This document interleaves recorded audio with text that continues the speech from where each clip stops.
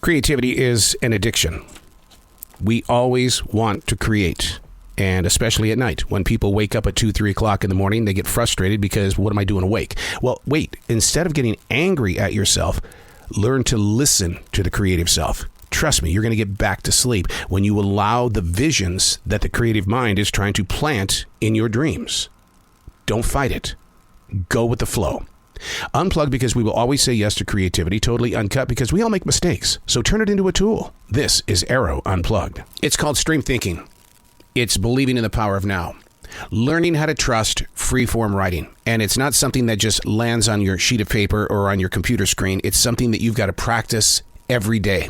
I believe that your best decisions are made in the right now. But if you're going to hem and haw about what's happening in life, that in itself is not allowing the universe to move through you. That's actually putting somebody in front of you to stop you from doing what it is that you truly need to do. So the way that you practice this, it's 1 page a day, just 10 minutes. 10 minutes of your life, that's it. But you cannot at any time edit it. You can't go back and edit it. You can't let the perfectionist come in. You've got to give yourself plenty of time to be able to talk about it in the end. I call that fermenting, being able to write something out and then coming back at a different time. Stream thinking, the power of now. Today we're reading from December 26, 2021. I'm going to give you a good example of what fermenting is. The real date where I'm standing right now is January 17th, 2022. This was written on the 26th of December in 2021. So a lot of time has fermented this moment. So it's going to give us a chance to create a conversation here. When words don't want to fly, that's what this is all about. It's an exercise to not be a bump on a log.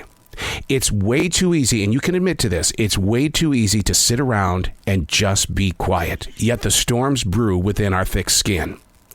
There doesn't have to be a message, nor does the length have to be a mile. I often feel sorry for the ant that has tried to cross a summertime hot city street. And what about the sterling bird to reach another tree during wind gusts of 40 or 50 miles per hour? Why don't words want to be put on a page or typed out on a screen? Too often the choice is just to sit there and stay still, only to criticize the creator in the hours ahead. You're not getting the time back. I mean, Lennon and McCartney, what they would do when they were creating music, they would just mumble their words, just mumble it, and then come back after the melody was created and fill it in. I'm a firm believer in silence being a decision based upon something that is not laziness, but rather a willingness to be silent. A choice that so often invites several moments of, well, what if I had? Well, you're never going to know if you don't let it go. Just say it. I mean, we are that society that says a lot of things without thinking about it. But this is not about making a political stance. This is not about being a religious person. This is about just you getting to know your inner strength. Building up that moment where it's like, yeah, I do have an answer. Participating with the conversation. I read one time that they said that the greatest conversationalists are the ones that know about this much of information about any story. Because if you go into a conversation being a willing listener, you're going to be part of a great conversation. It doesn't mean you have to start the conversation, because my dad would sit there all the time saying, stop being a know-it-all. It's not that I wanted to be a know-it-all. I wanted to participate with all. There is a difference in that. And that's the same thing as being in terrestrial radio. We don't think that, radio disc jockeys, or maybe at one time they did.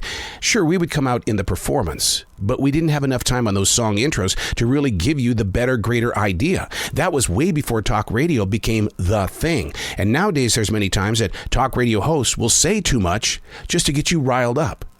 But that's not what this is about. This is about you getting to know how you think. Stream think in the moment of now. What is moving through you? Are you listening to you? Don't sit there and be, like my father said, a bump on a log. Give yourself the opportunity to have a voice. But I'm not saying rush out and put it on Facebook and Instagram so that you can piss off people. What I'm saying is get to know how to do it on a page, on a computer screen. Learn how to make it better and greater than what you've been doing lately. Stream thinking, free-form writing, getting your thoughts in order, learning how to be present right now. And here's one of the exercises that I try to teach future broadcasters. Let's just say that you're at, let's say, Bank of America Stadium in Charlotte, North Carolina, and the Carolina Panthers are coming off the bus. You've got, 18, 25 players that are coming at you at one time. What are you going to ask? Are you going to stop at one question, or are you going to try to get 25 questions in? That's the goal. Try to get 25 questions in, but you've got to be a stream thinker. You've got to be on your feet, and you've got to think fast. Learning how to do it makes you a better communicator. I'm Arroe, and that's Stream Thinking.